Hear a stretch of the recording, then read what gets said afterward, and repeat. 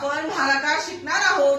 3 अंकी संख्येला 1 अंकी संख्येनं कसं भागायचं ते आज आपण पाहणार आहोत. आता 5च्या कोणात 5 आहेत का?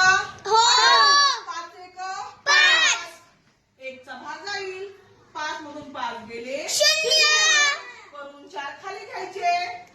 आता मग 4 ला भाग जाईल का 5 ने? नाही, नाही. कारण 5 ही मोठी संख्या आहे. 4 ही काय आहे? लहान आहे. मग 5च्या परात 4 आहेत का? नाही. म्हणून आपण शून्याचा भाग देऊ. काय करू? शून्याचा भाग. मग 4 मधून 0 गेले. खाली राहिले 4. आता वरून किती घ्यायचे? 5. मग किती झाले? 45. मग 5च्या परात 45 आहेत का? हो. तर 5 45. 9चा भाग गेला. इथे गेला शून्याचा, इथे गेला 9चा. 5 9 45. किती बाकी आली? 0. याला म्हणायचं भाजक. याला म्हणायचं भाज्य.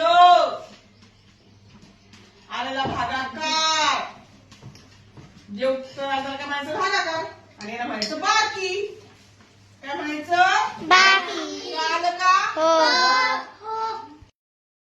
आपण जो भागाकार केलाय तो भागाकार बरोबर आहे का याचा काय घ्यायचा? ताळा घ्यायचा. तर कसं ताळा घ्यायचा? जो भागाकार आलाय ना तो आणि भाजक या दोघांचा गुणाकार करायचा.